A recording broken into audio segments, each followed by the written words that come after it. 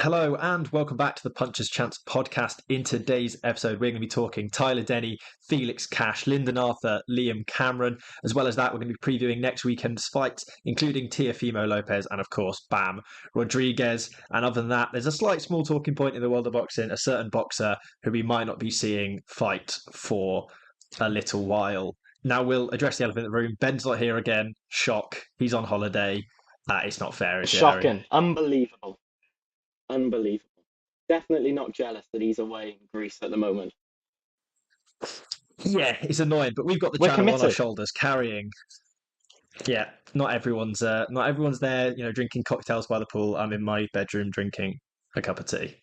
There's levels to this game. A cup of tea in this weather. Yeah.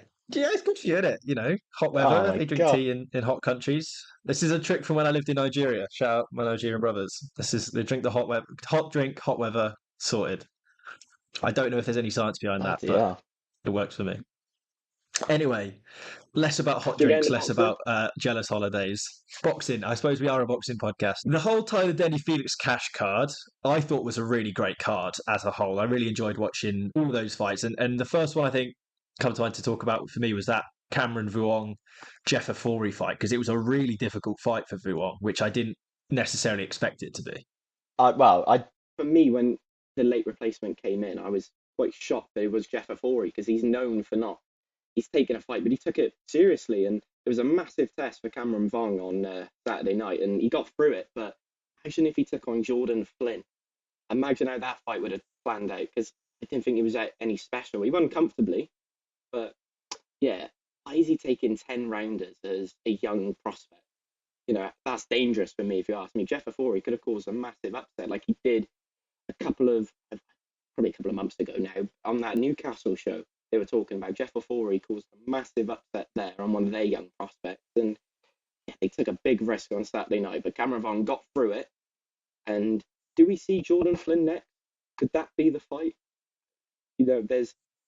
Is that fight going to happen, or is there going to be another injury like we had this fight? I really want that fight to happen because the needle, the bite that there's been in the build up to obviously what they should have been here today. And I think now Vuong's had that fight against Safori. It's easy to forget Vuong's only 21. He's still a really young fighter. Mm. And now he's had that learning fight over those 10 rounds. We were talking in the predictions about, we think he's going to have enough rounds to knock him out. In hindsight, that looked silly. He never looked like that. I think that Flynn fight is the next one for me. Vuong can take a look at this performance, see what he needs to work on, and go into that one as his first sort of real 50-50 test of his career.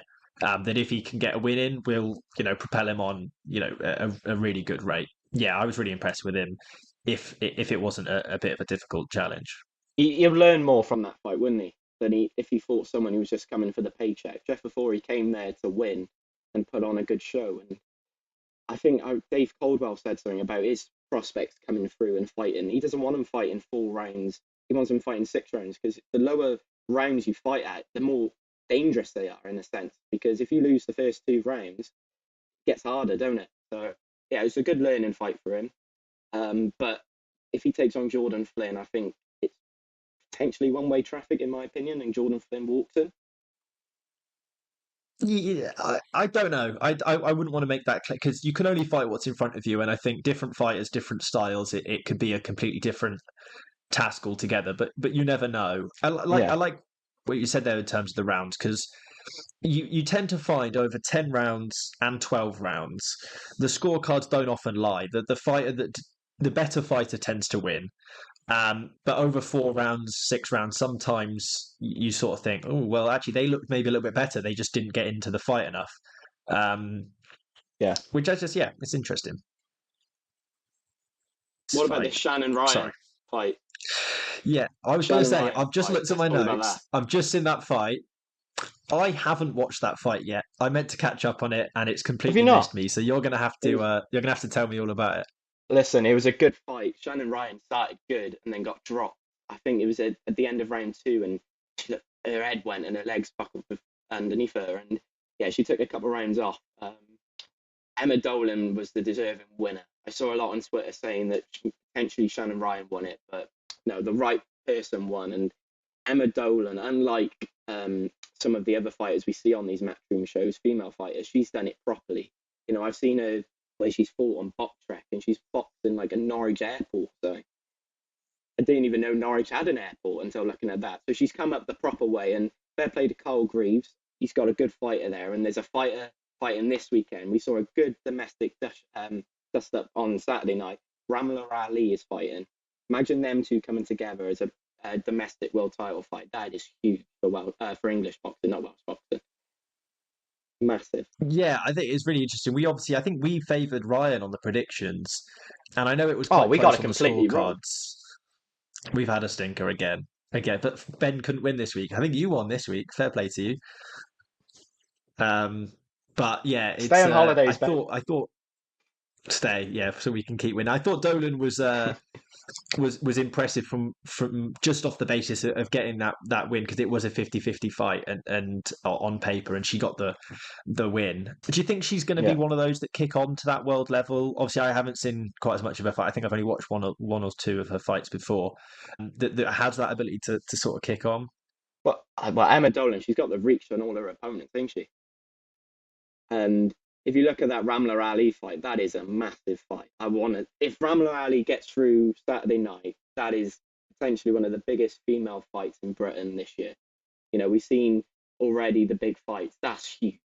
And I think on Shannon Ryan's half, I think she'll come back from it. She'll learn a lot from it. It's experience, ain't it? 10-rounder, you learn a lot from it. And she'll be back. And it was the inaugural, I want to say, super lightweight British Championship on the line.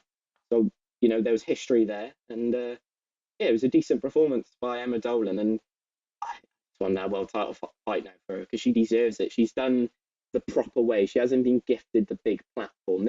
I believe this might have been her first time on a major platform. And yeah, she delivered on all levels. And then a fight that delivered on all levels, Conor Walker versus Lewis Crocker, an unbelievable fight. The final 30 seconds, I was watching it, and I just turned the screen to my girlfriend so she could see what was going on, because it was just like absolute slogfest. A brilliant fight, a really close fight as well. I don't know how you had it scored, whether you not, because I think either fighter could have won that one, and I don't think I would have been too fussed.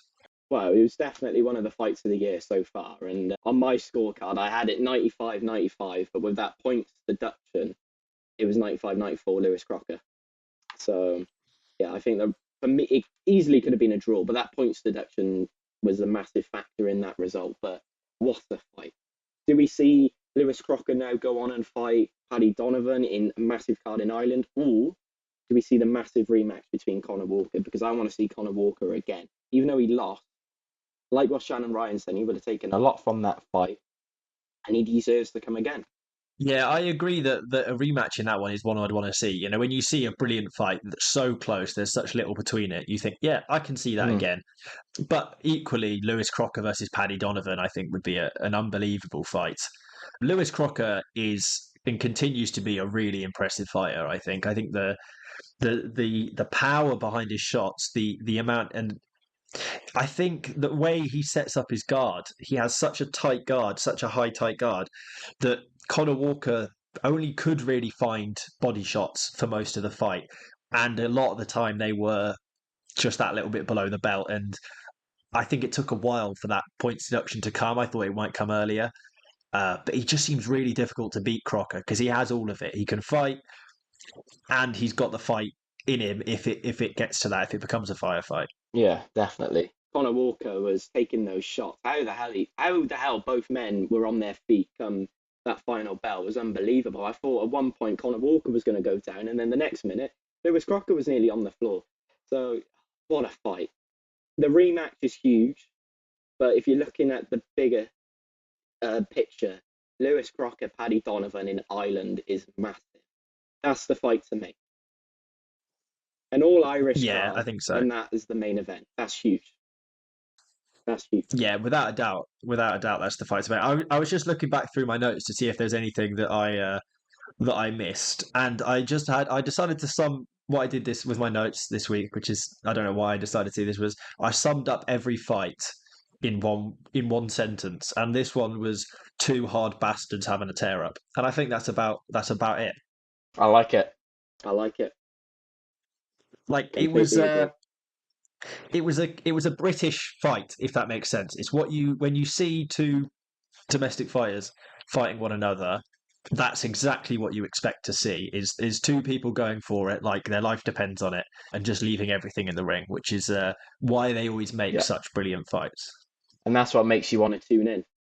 That's what makes you want to tune in and watch them because they always deliver.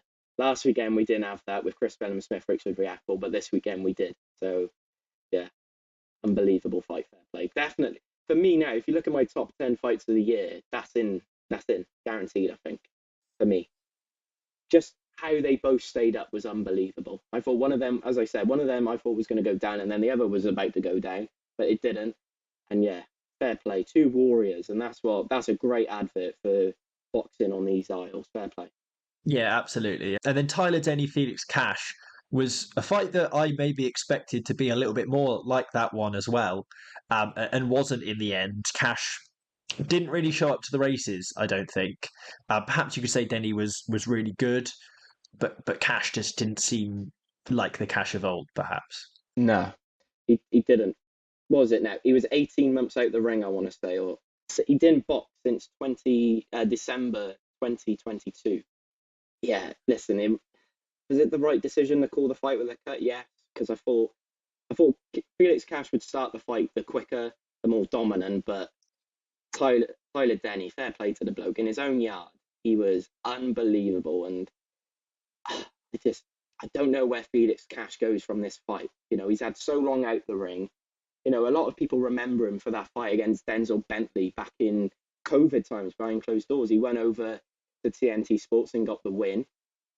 He didn't look like he wanted it from the first bell. He didn't look like the normal Felix Cash that everyone knows. And when you look at now Tyler Denny, he's going to be calling world title shots, whereas Felix Cash now he's back down to British level where he needs to try and find himself again and try and find that Felix Cash of old where he was beating the likes of Jack Cullen, Denzel Bentley, stopping them as well.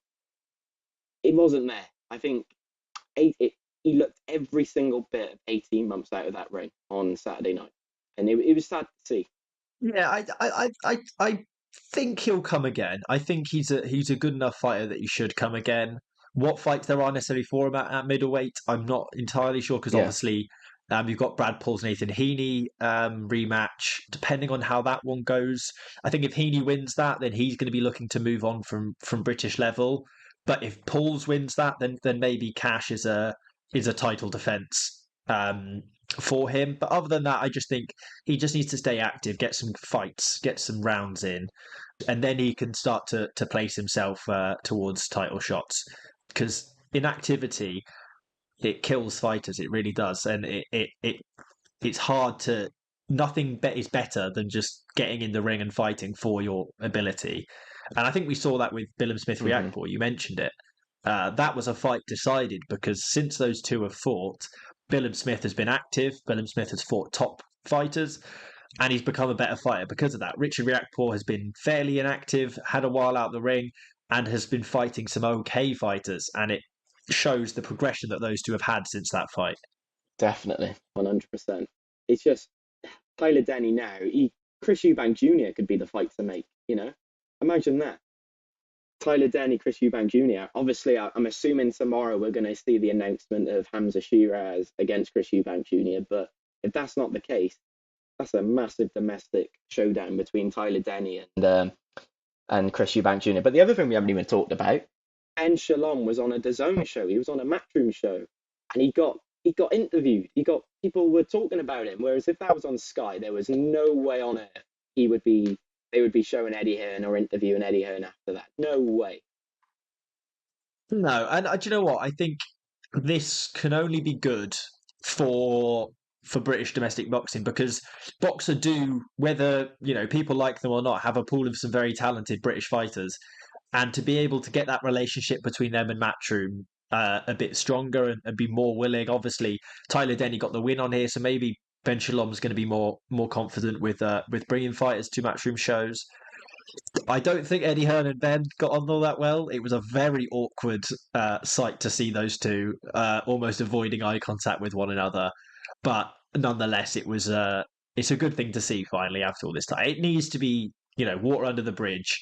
If Frank Warren and Eddie can get on, I know money talks there, but if those two can get on, then I'm sure Ben and Eddie can set aside whatever issues they have with one another and for the better of the sport. Fingers crossed. Fingers crossed. And then another, it sounds this like we said last weekend. This is like a British boxing fans' dream weekend. We had Lyndon Arthur versus Liam Cameron. I've caught up on the highlights on that one. I couldn't find a full version. I wasn't watching it at the time, but it looked like a really really good fight. Obviously, both deducted some points. A reasonably close scorecard. What did you make of that one? Watching it live.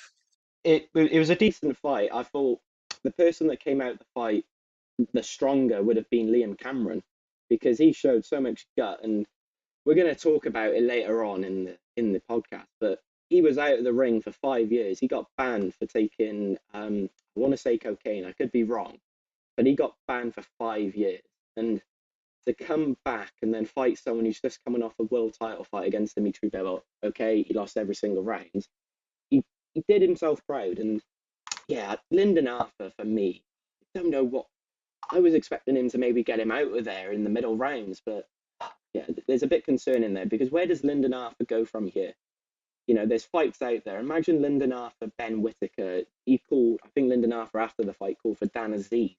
For me, I think both of them batter him in my opinion, and I think potentially Liam Cameron might put a better fight against Ben Whittaker than Lyndon Arthur, but don't take anything away from Lyndon Arthur. Obviously, he's beaten Anthony Yard and all that, and he's had good moments in his career, but I was expecting a lot more from him, and when I watched that fight and I turned off the TV after it, I thought I wanted more from Lyndon Arthur, especially after that performance against Dimitri Bivol. I was expecting a big statement where he could say, right now, Willie Hutchinson, Joshua Boatsy, I'm coming for you. After that, his levels Dan Aziz and Ben Whittaker, and it's sad to see, but yeah, it was a decent fight. I think Liam Cameron comes again. He deserves to come again. He deserves another decent fight now after that performance.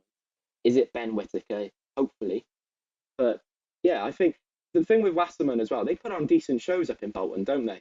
I don't know if you caught up on any of the other fights. There's some decent fights on there. Fair play. Last week we had Jerome Warburton fighting. Lerone Richard had a massive upset. And now this week we had Liam Cameron have a decent performance against Lyndon Arthur. Didn't get the decision. I want to say Steve Gray gave Liam Cameron like the fight by 2 rounds. I don't know what fight he was watching. I thought Lyndon Arthur won it by 2. But yeah, I wanted to see more from Lyndon Arthur, and that was the disappointing thing. I was expecting a stoppage, but yeah, there we go. Yeah, I can't other than mirror what you say about the Wasserman shows on Channel 5. Every time I've watched them, which isn't every time they're on, but every time I have watched them, I've been thoroughly enjoyed by the card as a whole. Whether it's got the biggest names in the sport, it doesn't matter. Boxing's boxing at the end of the day, and yeah, I think they've had some really good fights. You mentioned it in passing. Obviously, certain Ryan Garcia has received a 1-year ban and has been fined $1.1 million for a positive drugs test for Osterin. No contest now against Devin Haney. A slap on the wrist, really, isn't it? I don't understand this. It's not a ban, let's be honest, because the ban goes from when they fought in April. So that's only 9 months he's banned for. And I'm going to use Liam Cameron as an example. Liam Cameron took a drug, cocaine. That's not performance enhancing, is it? Ryan Garcia took a drug that made him cheat. He was cheating, basically, and he's been banned for 1 year. And the sad thing is, he isn't being given a bigger ban because he is one of the biggest boxers on the earth. And boxing, the people behind boxing, they're in the back of their mind, they're thinking, well, if we ban him for 4 years, there's no big fights really. He's the marquee of pay-per-view selling in America. And if we ban him for 4 years, which he should have been banned for, then he would have the statement would have been there. But you say he was fined $1.2 million. I want to say a lot of that money's gone back to Golden Boy, his promotional company. Where's Devin Haney in this? Devin Haney lost that fight against someone who cheated. surely he should be reimbursed with a bit of money, because what is the effect that this fight is going to have on Devin Haney's career? I do not know, because the lack of confidence now potentially Devin Haney has stepping in that ring is probably lowered because of that beating he had. And yeah, I'm appalled that he got a 1 year ban. That is sickening, because like I said, Liam Cameron had a 5 year ban for, all right, he took an illegal substance. It wasn't performance enhancing, was it? No, I know what you mean. It is technically, obviously, but it's a completely different kettle of fish. And I think what disgusts me about this, and without trying to sort of be too dramatic, but when two fighters get in the ring, there is every chance that one of them may die. That's a thing that can happen. And so when people are cheating and gaining an advantage when another man's life's in your hands, it really it's a really bad thing to do, because for all the right reasons, if you beat someone and you're clean, that's boxing, that's the game, that's what both people have signed up for. But Devin Haney didn't sign up to fight a Ryan Garcia, 3 pounds overweight, and at an advantage. So I think it's a and the problem is as well, this situation, the 1 year ban, it sort of says to me, you can do this. If anyone wants to do this, you've got a big fight coming up, come in overweight, take a drug, you get 1 year ban, you lose a little bit of money, but your payday was much bigger anyway. Quids in, you've won, basically. Yeah, I totally agree with you, because there was no way Ryan Garcia was going to fight in between then and now. That's just his off season.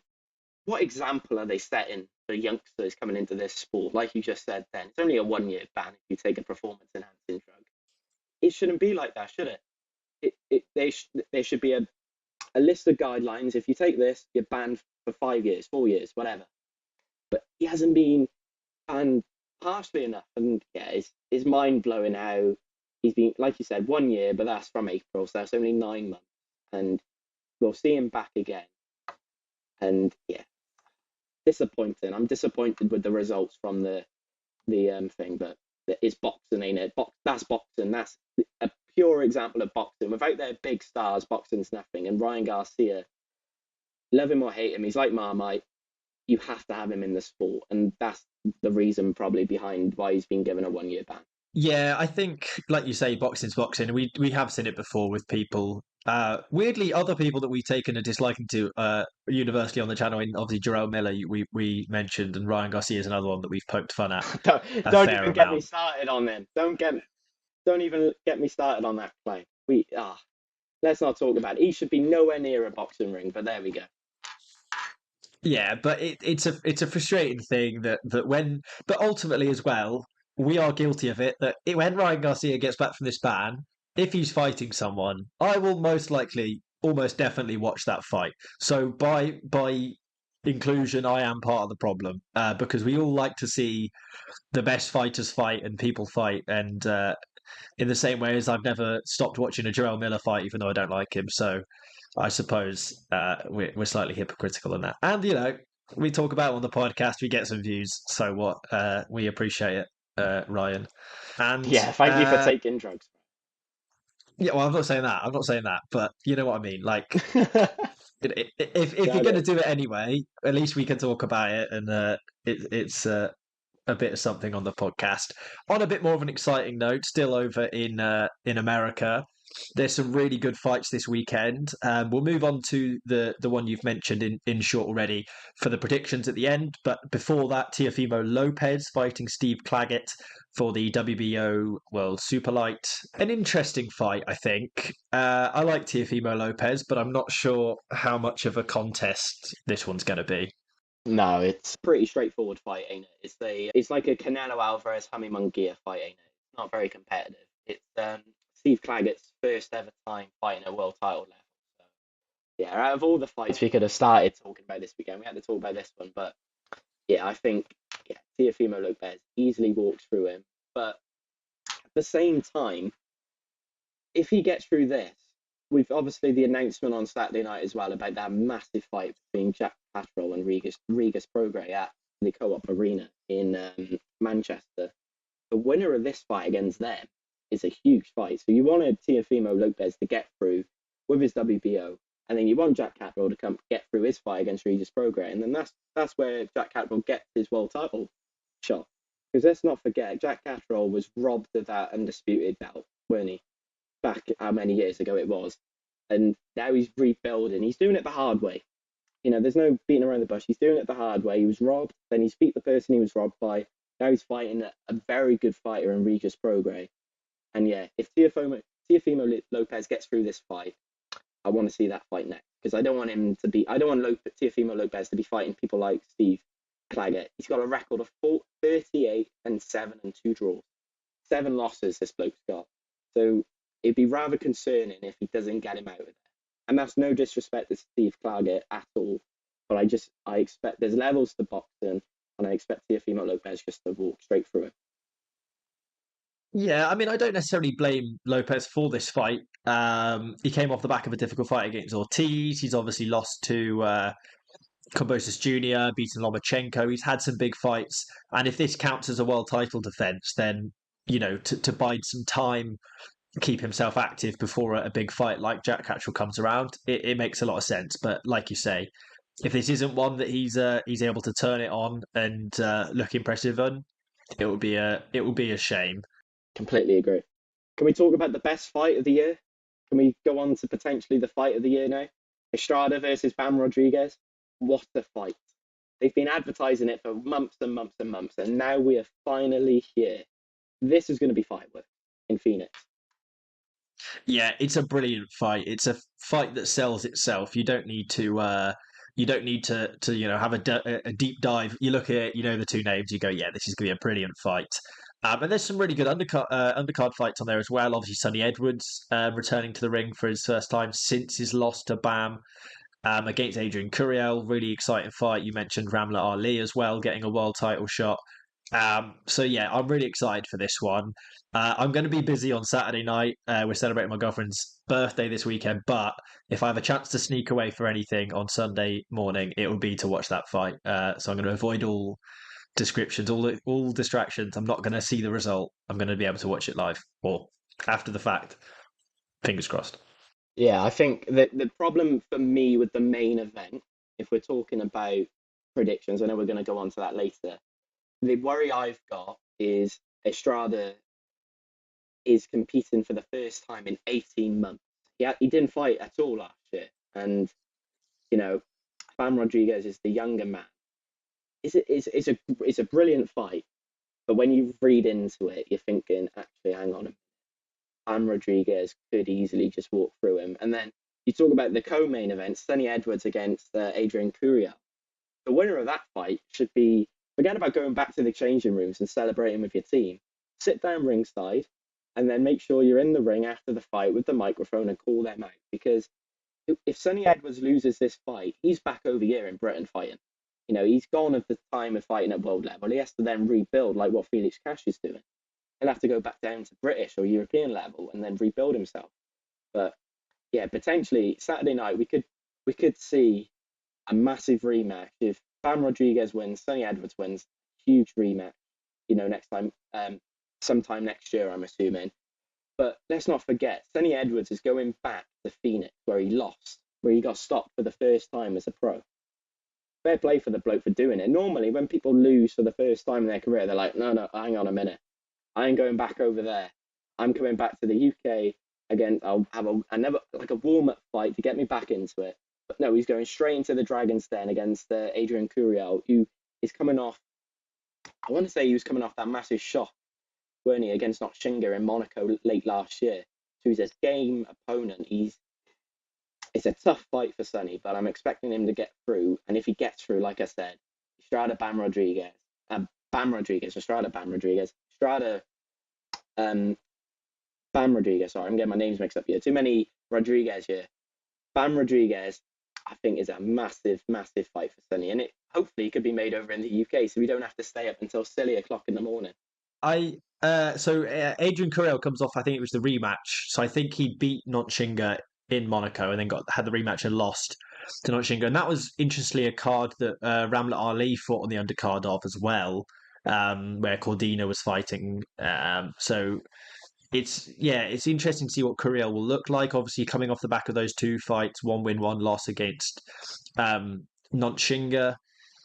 Sonny obviously lost to Bam, which was the first loss of his career, and lost quite heavily with the ice hockey injury as well. Um, it's a really interesting card. I can't wait for it. Predictions? Have you done any prep for this, or are you just gonna send it? We're doing it. We won't. We'll bring it back around the domestic scene. I think before we do our predictions, there's a big fight this weekend for us Welsh fans. Aaron Bird is going. He's travelling to the away corner up in Glasgow, Scotland. Take on Bobby Morrell for the light heavyweight Celtic title. That's a massive fight. And then across the Irish Sea in Belfast, you've got Conor Quinn, the battle of the unbeaten. Conor Quinn and Conor Kelso, I want to say his name is, both undefeated fighters. Kelso is the defending English flyweight title. And yeah, it's a big fight, a massive card. And I think this fight that Queensberry are putting on over in Belfast is going unrecognised. There's another decent fight there, Pierre Solari against Dareth Foley. And then, of course, Rashid Omar, one of our boys from Newport, is fighting as well for, I want to say, a Celtic title, but I could be wrong there. But yeah, it's a great weekend of boxing again. When is there never a bad weekend of boxing nowadays? Let's be honest. When was the last time we thought, oh, this weekend's going to stink? Yeah, it's been a long while, and I don't see it happening anytime soon. Especially with obviously the Saudi influence and all of this. There's so many great fights going on at the moment. The predictions. Are you ready? The big ones. The ones that we can enjoy doing these with Ben not being here, can we? Because we all want to win. When Ben's here, we're like, oh, we don't want him beating us. Because whenever a fight goes his way, we know about it. Within a second, he's putting it in the group chat, ain't he? Yeah, I mean, I say that I have won a reasonable amount of these, as opposed to yourself. You're still behind on the scorecards. I'm still doing the formation lap, mate. Yeah, pretty much. Gabriel Muratalla versus Carlos Fontes, bantamweight 8-rounder. Interesting one. This, I think I've gone for a Muratalla knockout against Fontes, but I seem to think Fontes has got, if I remember correctly, let me have a look. I feel like he's had a bizarre career to look at. Just give me one moment. Yeah, well, he's fought the likes of Lewis Neri, we saw against Inoue the other week. Yeah, that was it. He's fought Lewis Neri, but then otherwise has fought some fairly small names and lost a number of those. So I do think this is a fight for Muratalla to win and get the knockout on. Yep. It's going to be like last week. We're going to be agreeing and we're going to be boring. So yeah, I agree with you there. And then Arturo Popoca versus Danny Barrios Flores for the WBC Continental Americas title, which is Popoca's title, I believe. I think he holds that one. And have you got this one? Super bantamweight, 10-rounder. You're letting me go first this time, so we don't agree. Yeah, we can't mix it up, so you can't just steal my information. I think Popoca points. No, that's really annoying because that's what I've gone for. So that didn't work out at the end. Never mind. Yeah. So then the next one, Yamaleth Mercado versus Ramla Ali, the one you mentioned. We've banged on a lot about Ramla Ali, but you got to give some kudos to Mercado. She is the WBC title holder. She's defended her belt 5 times. You can't defend any belt 5 times and not be a good fighter. I think I'm going to go for a Mercado points decision, and I want to preference that by saying I really want Ramla Ali to win this fight, so she can have a big fight, like you said, or even against someone like Ellie Scotney, who's obviously another world title holder. But I think the Mexican's going to do it. She's the best female in her division by some way, and it's going to take a lot to beat her. Yeah, I can see where you're coming from because she's going to have the home advantage, ain't she? That arena in Phoenix is going to be rammed full of Mexicans, but I always back the Brit, no matter what. I always back the Brit. Unlike you two, I always support our own. So I've got Ramla Ali points decision win.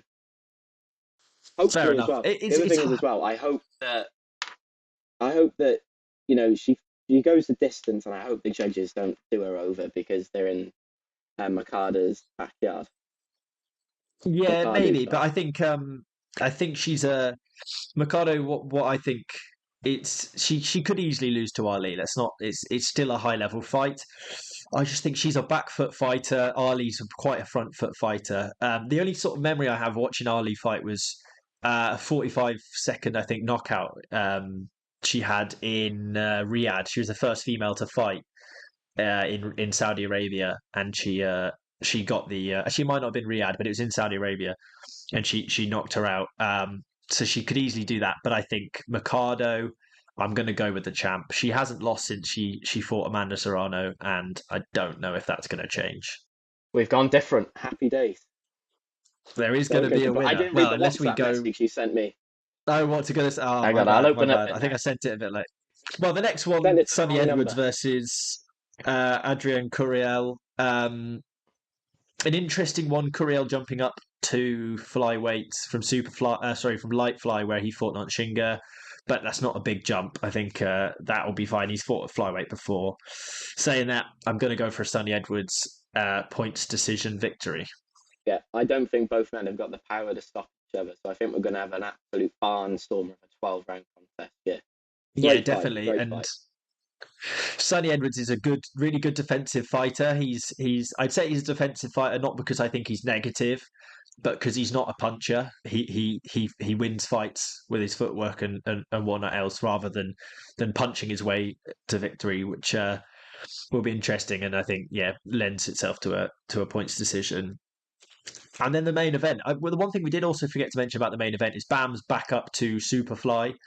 He fought at Superfly for a fair portion of his career, has moved down to flyweight where he holds his world titles. So he's going to assume vacate those and obviously get the WBC World Superfly, hopefully, which I think he'll do. I think he'll get that with a points decision win. The thing that concerns me for Estrada, he hasn't been in the ring, like I said, since he didn't fight at all last year.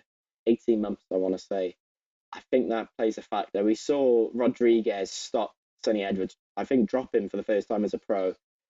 I can only see one-way traffic, and I think the younger man will win, and I'm going a Rodriguez knockout to finish the night. If any Brits are staying up, you're praying that the main event finishes early so you can get to bed before 5 o'clock. Yeah, it'll be a late one to stay up for in its totality, which I shan't be doing, but it will catch up for that one next week. Fingers crossed, having won the predictions as well. Now, the other thing we have to talk about, we haven't actually, I don't think we've mentioned this on the podcast. If you follow us over on Instagram, you'll know all about it. It's been all over our Instagram, but we're sponsoring a show in Llanelli with a number of really, really brilliant fights on there. Off the top of my head, it's got the first Welsh female world title or female Welsh title fight between Ashley Johnson and Victoria Perkins.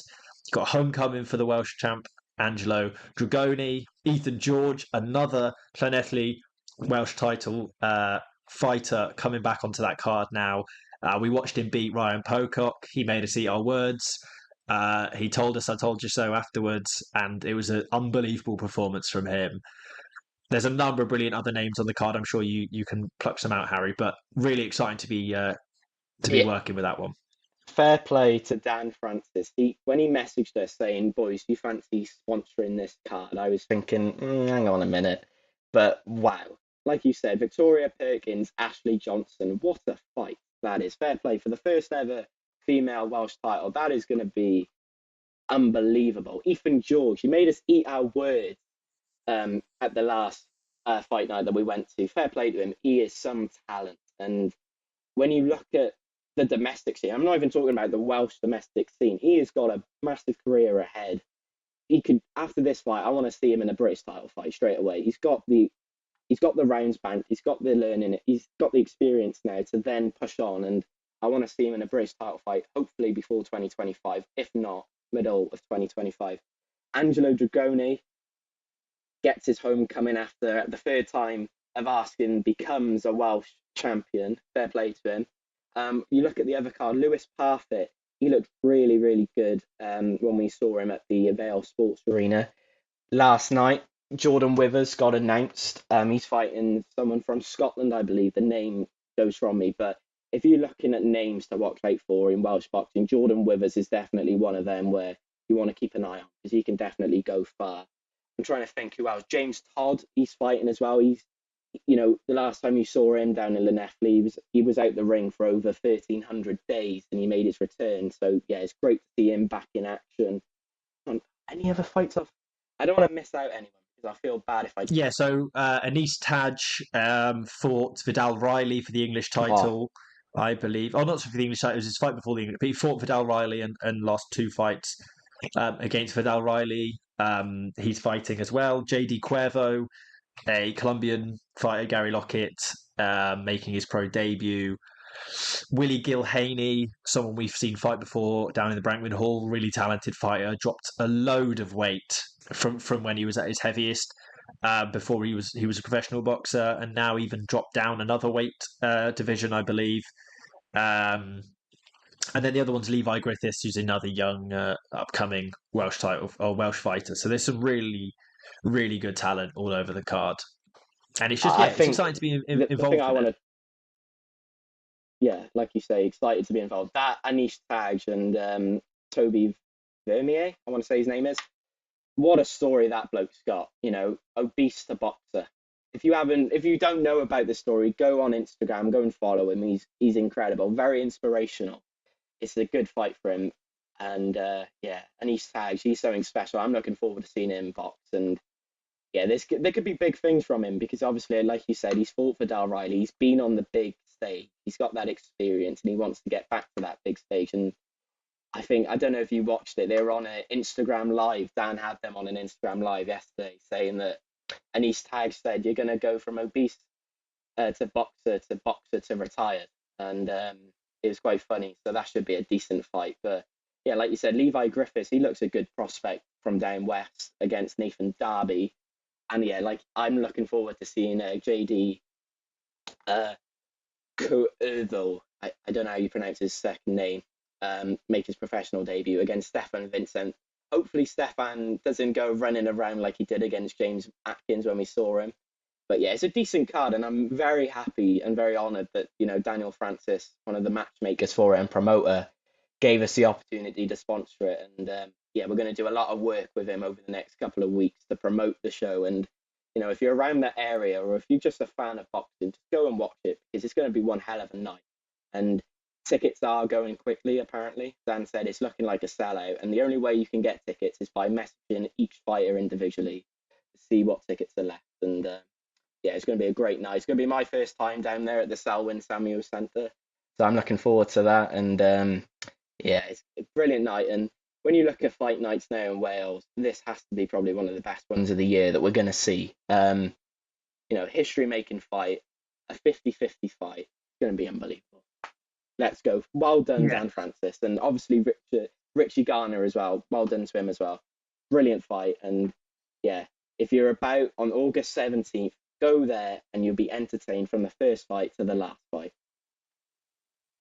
fair. I mean, they called Dan Francis the Welsh Eddie Hearn, and by they I mean himself and Brandon Scott call him the Welsh Eddie Hearn. But you've done a good job of promoting that show yourself. Fair play. You sold it well. Like you said, some great content coming for that one too. We won't say too much, but there's going to be some interesting, cool content you don't really see with the small hall shows that we're going to do surrounding that one. And like you said as well, really important you go to the fighters, get these guys tickets because it's what keeps these guys going. They've got to pay the away fighters, they've got to pay the house, they've got to take the promoters takes the cut, obviously, to put on the show, all of this stuff. So that those ticket sales, keep these fighters fighting. You wouldn't have any of the fighters you currently know and love at the top if people hadn't bought their tickets at the start. So, repay that favour, pay it forward. I think that's just about all of it for another podcast without Ben Thomas. It's a tough time Can out we, can here. we just say something before we when we wrap it up? Before we wrap it up, Elizabeth Oshoba, WBC Silver World Title, is fighting this weekend, and Tosin Kajawa, Innocent Boy, is fighting as well. Those two names I've just named are probably one of the best prospects in boxing at the moment. Definitely watch those fights because they are very good fights. Fair play. Yeah, and Ben's going to be down at that top tier show, so we should have some interviews coming with them. That's why I chose. I can't believe I forgot to mention it. I chose to represent the Nigeria on the shirt, and I forgot to mention the two Nigerian fighters. So Tosin, Elizabeth, if you're listening, I'm sorry. I'm also sorry I'm missing you guys' fight. Never mind. But that finally wraps it up for what was another brilliant episode. Like I said, without Ben, hopefully next week Ben will be back. If not, then he's getting sacked anyway. So goodbye to him. Other than If that, he's not back next week, we'll be looking for other people. So if you want to be a part of our podcast, we're online for a couple of weeks. Go down in the comment section and tell us why you should be on the Puncher's Chance podcast. And let's give Ben a secret message, because he didn't get back to us last week. He said he was going to watch this podcast back. So Ben, if you've got this far, which I hope you have, I want you to message me a rugby ball, okay? And if you don't, we'll be having words. serious words. We're going to have a board meeting because his attendance is shocking. Other than that, thank you guys all for listening. Check out our Twitter. We've got some news articles, all sorts of good stuff on there. Facebook as well, same stuff. Instagram, we post a lot of good content. All of our YouTube Shorts content is also on Instagram. So if you don't use YouTube Shorts or YouTube quite as much, if you do listen on Spotify, then we are on Instagram as well. There's some great content on there. And otherwise, YouTube for all the interviews, all that good stuff. I think we're approaching 350 subscribers now. So if you can subscribe if you're listening, get us up towards 400 or 500. That would be the dream. So thank you all for listening, and we'll see you all next week. Bye.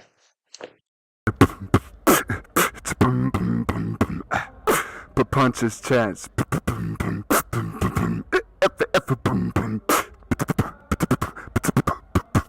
Puncher's Chance podcast.